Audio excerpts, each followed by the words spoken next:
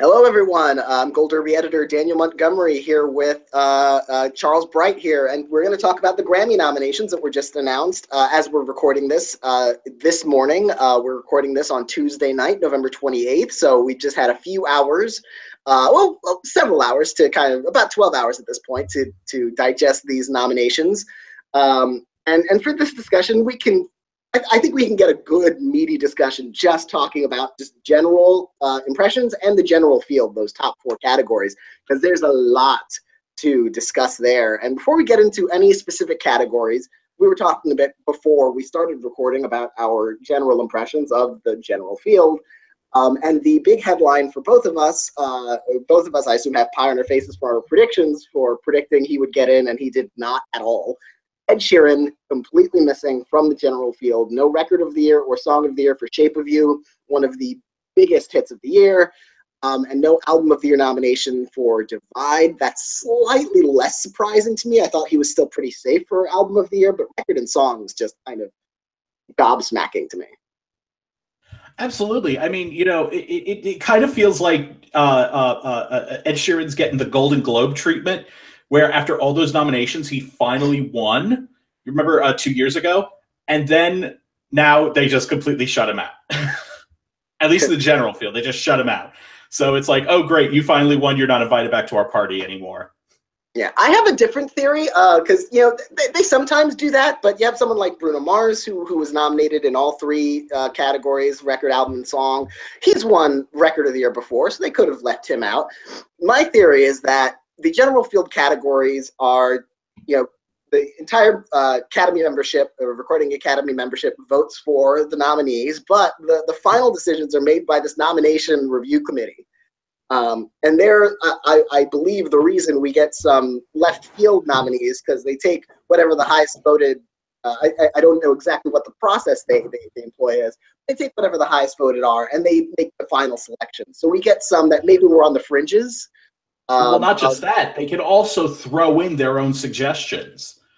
And I am completely convinced that Herbie Hancock, after he won Album of the Year, must have sent each of them the best thank you fruit basket that was out there, because that is the only way he got in my thinking.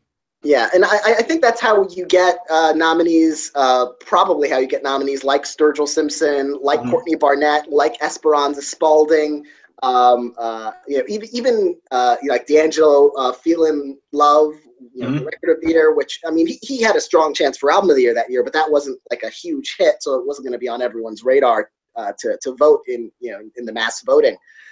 So I think that's how you get a lot of those nominees. I think that's how you get a lot of these nominees. And that's how you get some omissions, I think, like Sheeran. My theory is that Sheeran scared the Academy after last year, Adele beating Beyonce. They know if they throw in another very respectable pop, white singer-songwriter into that mix against a Kendrick Lamar, potentially against the Jay-Z, and even against the Bruno Mars, that the Academy membership, when voting for the winners, were probably going to pick Ed Sheeran, and you'd get another round of Grammy So White, or whatever the equivalent of that is, that followed the backlash after Beyonce lost to Adele last year. So they just kept him out. I would not be surprised if he had enough votes to get into all three of those categories on pure votes. So I'm not necessarily that upset about it, because Shape of You is not my favorite song. Even from Ed Sheeran, I preferred Castle on the Hill. Divide wasn't the most acclaimed album, even though it was a big hit. So I don't think it's like a huge loss that he's missing from the lineup necessarily. But I do think there was some playful accounting going on with that nomination review committee. Definitely, no question on that. Yeah. So let's get into some specifics. Start with that big category, the top category, album of the year. And these are from the eligibility period of October 1st, 2016 to September 30th, 2017. So it's not quite the calendar year. It's a bit off. And so the five nominees are Awaken My Love by Childish Gambino, also known as Donald Glover, from Atlanta, who just won 2 Emmys, could now win Grammys. Then you've got 444 by Jay-Z, Damn by Kendrick Lamar, Melodrama by Lorde, which I believe is her only Grammy nomination in any category this year, and 24 Karat Magic by Bruno Mars.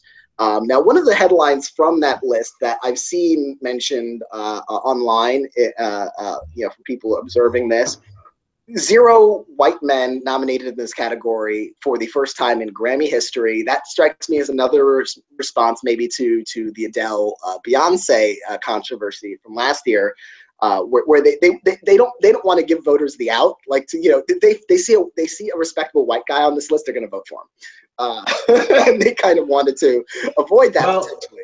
Well, that's what I was about to get into this. And you said then you said let's save it for this. So now I'm ready to spill. I'm ready to go into the prediction center. I kind of just want to put Lorde at number 1 because they do have Ann out.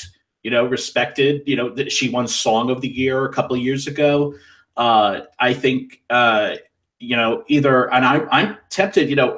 We always had we've had Kendrick Lamar at number 1 for so long, and I kind of want to put him at number 3. I want to put Lorde first and then Bruno Mars second, which I was actually caught off guard that he was submitted R&B and not pop, which I think the last album he had was won the best pop album, I think, pop vocal album. I believe so, yeah. Yeah, Unorthodox Jukebox. And I was just, and so I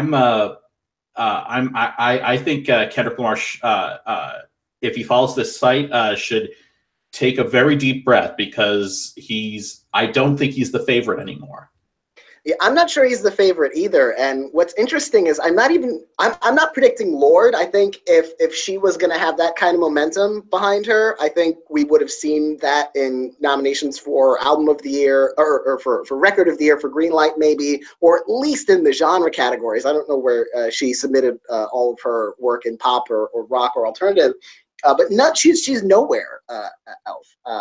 And so you'd think that if she really had the support, she could have gotten into more categories, and she just didn't. So I feel like if she had just a couple more nominations, I'd feel more confident. I think likelier to happen is two terrible things happen to Kendrick Lamar in these nominations, and one of them is Bruno Mars. He is cool enough that the Academy won't get any backlash for picking him. And he's in R&B this year, even though he skews R&B and pop. He's not necessarily the kind of hip hop who the Recording Academy bristles against. So he'll be comfortable for them. He's won Record of the Year for Uptown Funk. He's been nominated for Record of the Year and Album of the Year before. So he's a comfortable choice for them, and he has a lot of support across the board. So that's one bad thing that happened to Kendrick Lamar. The other bad thing, and it might be even worse, is Jay-Z. Jay-Z drastically overperformed. He performed better than Kendrick Lamar. If there was one thing that was supposed to be easy about this year's Grammys, was just, the rap field just conceded to Kendrick Lamar because that album was huge. It was incredibly acclaimed. A lot of us thought it was going to win Album of the Year. And then 444 comes in, gets Album of the Year, gets Record of the Year, and then gets Song of the Year, which Kendrick Lamar didn't get. And he's the veteran of the category. And we all know that the Grammys love to reward this as the Veteran Achievement Award. As you mentioned, Herbie Hancock, also Ray Charles, Santana, Steely Dan, even Beck can be considered that kind of Veteran Achievement Award. So he won't get the backlash of Grammy so whites, and that. So that splits the rap vote. And if the rap vote tilts one way, it actually might be now towards Jay-Z. Yeah, I was actually thinking about that, and the whole thing with I remember when I the first time I heard about Jay-Z at the Grammys, it was when he didn't go, even though he won the Best Rap Album prize for Volume 2 Hard Knock Life, because he didn't feel that rap was getting enough recognition. So if he were to win, it would be a major statement by the Grammys if he were to pick up one of these 3 General Field Awards. Yeah, and it also might kind of stop the bleeding in terms of,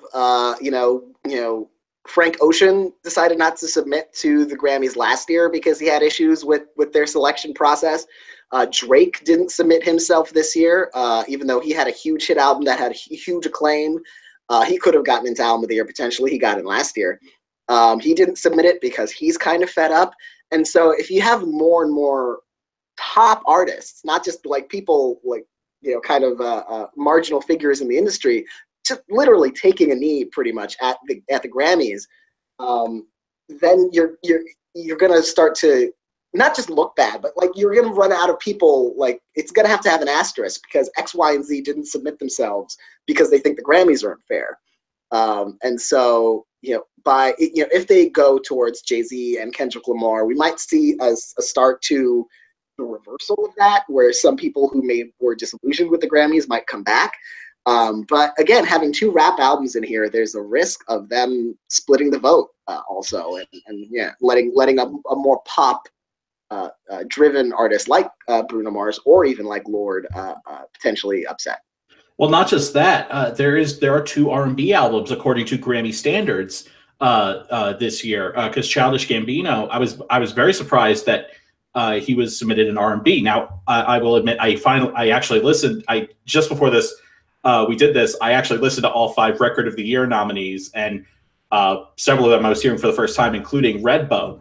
But it does have a very R&B feel to it, as opposed to the rap that he was really known for before that.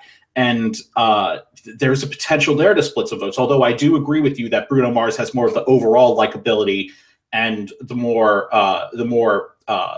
broad appeal within the Recording Academy, especially as someone who's won in the general field before. But I think that's something to keep in mind there, and that could allow plain and I'm not saying Lorde is plain and simple, but a standard pop rock act to come in and win that. Yeah, well, we haven't really talked much about his chances. I don't think he's going to win this. I think these nominations signal that he's going to win some R&B categories. But Childish Gambino, he's just coming off of, which couldn't have hurt him, winning 2 historic Emmys, Best Comedy Actor and Best Comedy Directing for Atlanta. No one's ever won those 2 awards in the same year. And so that was a historic moment for him, especially as a Black writer, director, writer, in this era of peak TV where you have many more opportunities, and now we're seeing that bleed into the Grammys. Do you think that success will carry over here, or is he kind of number 5 in this race? I honestly don't know who to put at number 5 at this point. He might be by default, but I mean, that was the other takeaway when I saw him get nominated in Record of the Year. And then when I saw him get nominated in Album, I just went, dear God, this man just cannot stop having good publicity and good moments. And you know what? Good for him. You know what? He's awesome. I remember I still just love that, this guy I remember watching on Community is now a 2-time Golden Globe winner, a 2-time Emmy winner, and now potentially a Grammy winner, and also in the general field. I think he's just having the most amazing year, and he just must be. I just imagine he has a room full of money that if he ever needs to escape, he just rolls around in it, and he was just doing that all morning this morning. Well, I think honestly, what we need to be talking about after these Grammy nominations is whether Donald Glover can now also earn an Oscar nomination for his supporting role in Spider-Man: Homecoming. Because at this rate, I would not rule that out. He's in this kind of honeymoon period where he's got the Midas touch. Whatever he does is kind of getting that kind of awards recognition. And so that it probably won't happen for him in Spider-Man: Homecoming, probably. But if he had any kind of movie out with any kind of awards, pedigree or prestige, I'd start looking very closely at whether he could get an Oscar nomination or win an Oscar this year. But absolutely, maybe he could film. He could have Ridley Scott film him in a week and get it out by the end of the year in something. Maybe he could take over for Christopher Plummer in All the Money in the World. That would be incredible stunt casting. He probably doesn't look any less like that character than, say, Gary Oldman looks like Winston Churchill. So it wouldn't be that much of a stretch, really. It's okay. We'll get it in editing. Well, let's move on to record of the year, and record and song of the year, different record of awards, the recording, for the artists, the producers, the engineers, and song of the year is strictly for the songwriters. Oh, I just wanted to make one last note about album of the year, and make it in regards to Kendrick Lamar. I don't, we've been talking about all the disadvantages he has. He does have advantages, though, and I think he does have a Grammy IOU, especially in this category, as someone who's been nominated twice here, an album, and other areas of the general field, and especially listening to Taylor Swift. There's another instance of that, very overdue, in his, 4 short years at the Grammys. He is overdue, and he does have the most solidly acclaimed album of the 5 nominees. I was actually looking at Metacritic today, and the scores of each of these of the 5 albums are actually really good. The lowest one is 70, and usually the lowest one is usually in the 60s or even the 50s sometimes. You're Justin Bieber hitmaker nominee, yeah. or Katy Perry, Teenage Dream. And so Bruno Mars is at 70, Childish Gambino's at 77.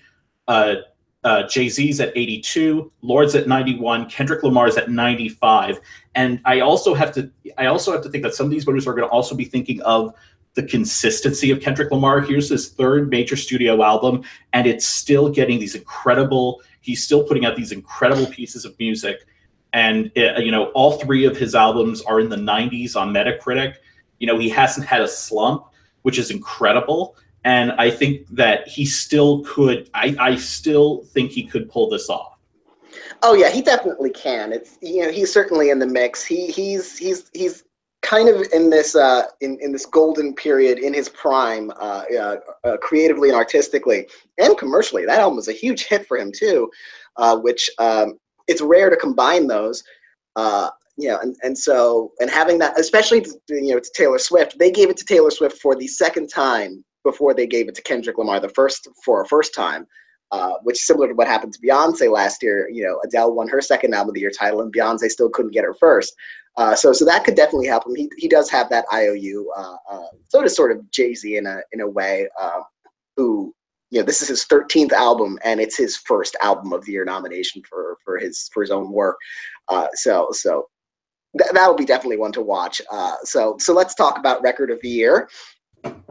You got your 5 nominees are Childish Gambino again for the song Redbone. Then you've got Despacito by Luis Fonsi and Daddy Yankee featuring Justin Bieber again, the aforementioned Justin Bieber. Then you've got Jay-Z for The Story of OJ. Then you've got Kendrick Lamar for Humble. And you've got Bruno Mars for the title track from his album 24 Karat Magic. Now, I just want to point out on our prediction center, I have that opened up just to see where we landed on these. Humble was number 2 in our predictions. Despacito was number 3, so we had those getting in. 24 Karat Magic was number 7, so we weren't too far off on that. I had it by 5. Me too. Redbone was 11th. A lot of smart people were were warning Redbone couldn't get in. Redbone's not going to get in. It got in, so that was 11th. And The Story of OJ, you will not find on this list, because as much as I tried to be comprehensive in putting this list together, there are 51 records on the record of the year list. I did not have The Story of OJ in there. So a little bit of egg on my face. I should have seen that coming just because I knew he was a contender in album of the year. So I should have just reflexively put him in record and song for whatever he was submitting in those categories. But I neglected to do that. So that is my fault. I apologize to America. I apologize to Jay-Z. I apologize to Beyonce just because. Safety numbers. So looking at this category, and again, the reason this category is now so difficult is because the front runner that I felt pretty easy to me to predict as a front runner in this category was Shape of You by Ed Sheeran. It's an adult contemporary kind of song by a popular singer-songwriter who's won Song of the Year before. It spent 12 weeks at number 1. Of course that was going to win. Not even nominated. So with that vacuum, what do you think rises up into that front runner's position? I think it's a contest between Despacito and 24 Karat Magic, and I could honestly see either of them winning. I give a slight edge to Bruno Mars because it's the more, I think, radio friendly hit. You know, you know, it just shows you how much I listen to new music. I listened to Despacito for the first time today, which I actually wear as a badge of pride. You know, like I've been able to keep myself out of that bubble, you know, for as long as I have.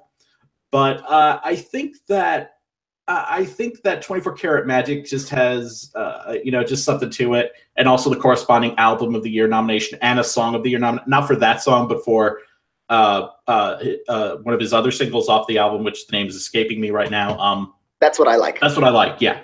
I think that bodes well for him, and I think he could very well pull off both winning album and song and record of the year. Yeah, I have a hard time thinking he'll sweep, because I feel like if he wins album and record, he'll win song just automatically. Like, I don't feel like there's anyone who could stop that kind of steamroller. If he wins two, he's probably going to win the third. And I don't know. I mean, this might just be my bias. I really like Bruno Mars. He's been nominated for Record of the Year a lot, so there's no reason to think they would go against him. But looking at his past nominations and you know, Uptown Funk, which he won for, this is not his best in terms, like it's not his catchiest, it's not his biggest hit. It's I think about Locked Out of Heaven, I think of Grenade, and then Uptown Funk. I'm like, he won and lost for much more memorable songs than this. This doesn't feel like it has a lot of weight to it for me. But that might just be my bias against the, like, I might be totally off, but I'm currently, just my first reflexive predictions based on these nominations is I'm predicting Despacito, and I wouldn't have normally, but then it got the Song of the Year nomination, a songwriting nomination for this kind of, you know, fun poppy song, especially one in the Spanish language, who maybe a lot of members of the Recording Academy isn't their first language necessarily. That really showed a level of support that I think might be significant enough for it to win record. And this might be one of those cases where you see a split where you know, an album of the year goes to one album, and then the record of the year and potentially song of the year is a different song. We thought that would happen last year with Lemonade winning album and then Adele winning record and song. It did that. Also ended up going all three for Adele, so these could end up going all three for Bruno Mars as well. But for the moment, I feel like the Song of the Year nomination is telling me Despacito is strong enough in this category. Do you see an upset from anyone else in this category? I don't necessarily. I feel like the rap Humble probably has a slightly better shot, just because it's better known. I actually would think that there's an upset. It could be Redbone, because so when I listened to them all, I actually found myself, you know, doing my, you know, white guy grooving out to the most to Redbone and 24 Karat Magic. So, you know, that's what I was. That's at least where my thinking comes from. So it would not surprise me to see that. It would surprise me, but I could see that it's a realistic possibility. Yeah, I think Redbone, because what we'll see is, you know, usually album of the year is the last award of the night. If Childish Gambino wins record of the year for Redbone, I would strongly anticipate an album of the year win for him as well, because that feels like, you know, it's the kind of situation where if they go for a song that's not necessarily the biggest hits, not the most ubiquitous, you know, which they often love, you know, Hello, Need You Now, these songs that are everywhere. Uptown Funk, as we mentioned, when they go for a song that's not as widely known, it's usually because there's a sweep going to happen. You know, we saw Please Read the Letter by Alison Krauss and Robert Plant when they won Album of the Year for Raising Sand.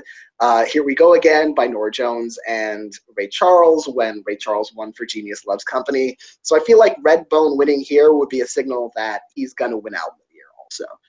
And I don't think that's necessarily likely, but it's not outside of the realm of possibilities with the craziness of these nominations. And I'm just wondering, what clip are they going to play from Story of OJ? Because I just so I watched that today again for the I watched the music video clip for it, and boy, did I just feel uncomfortable the whole time. Which I know is probably its intended effect on someone like me. but still, it's just like, oh God. Well, let's talk about Song of the Year. And usually these categories line up maybe 2 or 3 or sometimes more, sometimes less. This year is decidedly less. There are actually only there's only one song that's alike in record and song, although there are 3 artists who compete in both categories. You've got Despacito is that one song. I'm not going to name every writer. I'm opening these up now and I'm seeing, okay, some of these have like 7 or 8 writers. I'll pass on that. Despacito, written by some people. And then Jay-Z's 444, the title track from his album. And then you get a bit of a surprise, well, more than a bit of surprise, Issues by Julia Michaels, who's also nominated for Best New Artist, which we'll talk about a little later. And then you've got 1-800-273-8255, which is the suicide hotline is the title of that song by Alessia Cara, or Logic featuring Alessia Cara and Khalid. Alessia Cara and Khalid are also nominated for Best New Artist. And then you've got Bruno Mars, as we mentioned, for That's What I Like, which actually I think is a stronger song. I would have preferred him to submit that for Record of the Year as well. Since he got in for song, I think he would have easily gotten in with that if he would have gotten in for either. So I'd probably be predicting him for That's What I Like if he submitted that for record. But what is, looking at this category now without Shape of You or even Humble by Kendrick Lamar, which we thought would get in, who could possibly? I have my, when I first heard the song, I thought to myself, well, Issues could probably win. But then I saw, it has 1, 2, 3, 4, 5 songwriters. And I thought if that was, Julia Michaels just wrote it by herself and maybe one other person, that it might prevail. But I'm moving away from that. Part of me is thinking that 800-273-8255 could possibly win there. It's a song with a very strong message, and I think there's a very good chance for that. There's a very good chance for that one. I'd also keep an eye for 444. And then again, just because it's a strong contender, Record of the Year also, Despacito could also get in there as well.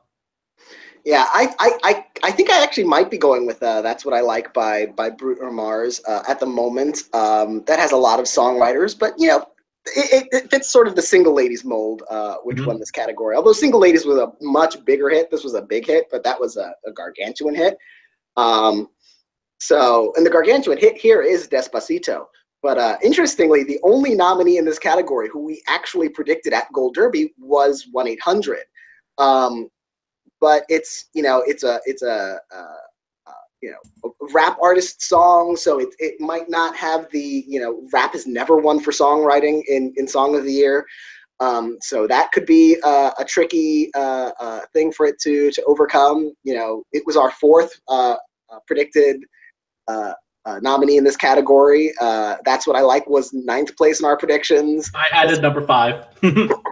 Oh, good for you. I did not think I placed 9th. I placed 9th out of all the predictors. I was very happy with myself.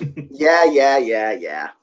I was in the top 400, so we're basically equal. With the surprises that we got this morning, that's still something to be very proud of. Yeah, but overall, it was 16th in our predictions. Issues was 20th. And then, as I mentioned, I did not have Jay-Z in record or song as options. Bad Daniel, I apologize. So That's What I Like is kind of the most, it has the combination. It's the most traditional song that's also a big hit. Despacito and 444 and 1-800 are very against the mold of songs they'd go for here, although 1-800 does have the benefit of being kind of an issue song. It's about suicide prevention, so that could help it. But That's What I Like. I feel like it's going to be I feel like that's going to be what they like. It's going to be the most up their alley out of the nominees that they actually went for. But it's tough. I might change this over time. Yeah, we have no idea how this is gonna. And of course, this is one where we don't have any precursors to draw from. we just have to basically go with our best guess as to what the members, these elusive members of the Recording Academy are voting for. Yeah, someone really should have just polled quickly the National Board of Review to ask them what they thought about Despacito, just so we could get someone else's impression. See if they can pick the post, and that's what I like. We could mix things up a little bit and get some clarity here that we don't currently have. But actually, I think the one category that feels the clearest, or at least it feels it's easier to narrow down to likely frontrunners, is Best New Artist, which was the category that Gold Derby did the best at. Our top 4 got in, and the only one who was a surprise was Lil Uzi Vert, who even he wasn't out of the realm of possibility. He was 16th in our predictions, but he did have a strong year. Breakthrough year as an artist. But Lil Uzi Vert is joined by Alessia Cara, Khalid, Julia Michaels, and SZA. That's a category where going into it, as soon as there was some question about, or at least I had some question about whether Alessia Cara would be eligible. I think she has submitted for Best New Artist before, but she's never been nominated in any category before, so she was still eligible to submit again. She's nominated now for the first time and the second time and the third time and the fourth time. As we mentioned, she's up for Song of the Year. 1-800 is up for music video. She's up for pop duo group for Stay with Zed, I believe. And so she's got a lot of support across the board, across categories. But so does SZA, so does Khalid. What do you think about that category? I would say it's probably down to Alessia Cara and Julia Michaels. I would just err on Alessia Cara.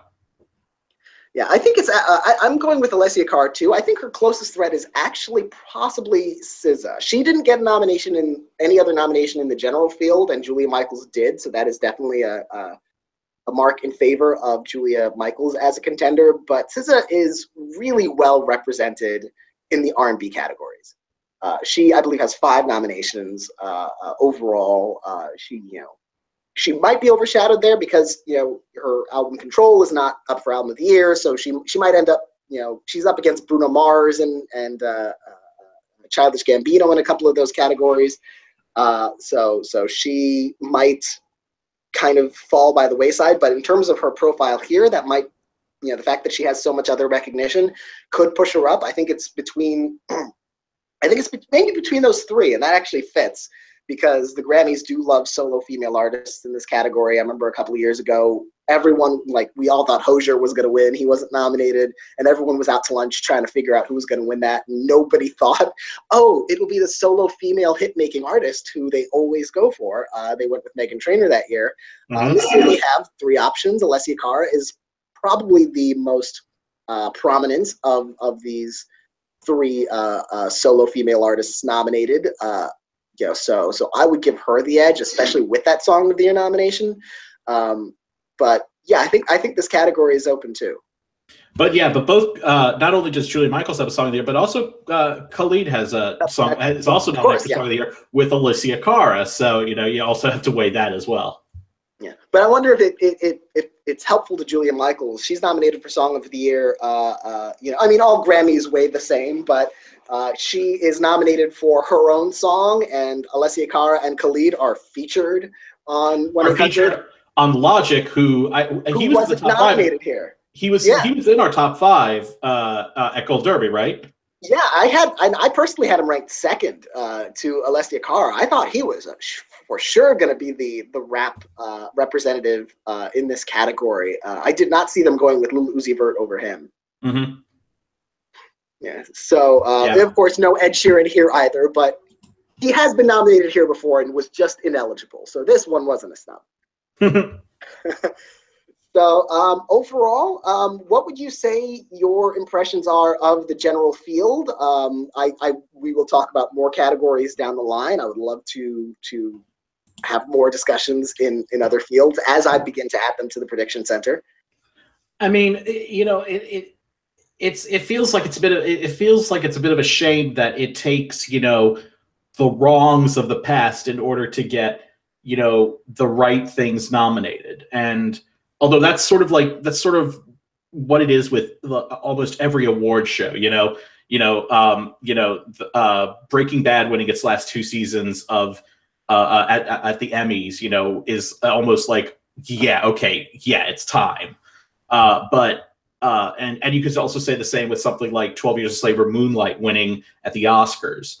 But I still find it kind of surprising. I was surprised Kesha was left out. I really thought, especially with everything that's been going on in the news over that's been happening in the news over the period of voting, I really thought that Kesha would have a very strong chance. I had her getting into, I believe, Song and Album of the Year. And I really thought that she was going to stand a very good chance in there. That ended up not happening, obviously. And, with some of these curveballs, now these categories are actually really exciting. And even Album of the Year, where, it kind of feels like, either like Lord, I'm just putting in there because, I defer with the Grammys. I defer to whiteness until known further. And it's a statement about under the Grammys this year. The Grammys, I defer to whiteness. They have a button on they have a check mark on the ballot that they just do that, and it just defers to all the white people. I think that was accidentally checked off. That's how Macklemore won so many a couple of years ago. But I mean, prove me wrong, Grammys, prove me wrong. But I do think that it's certainly something to watch, and it's going to be exciting. And there's going to be real tension in seeing who is named on Grammy night, and that's going to be fun to watch. It will be fun to watch, and it will be fun to continue discussing, which we absolutely will keep doing. So I want to thank you, Charles, for joining me tonight. And I want to thank everyone who has watched or listened to us this long. We appreciate it, and we're sorry because you've had to listen to us for 37 minutes or so. You will have to do it. This is opt-in, really. You had a choice. You clicked on it. It's your own fault. You did this to yourself, America. So thank you, everyone, for watching, and we will see you again soon.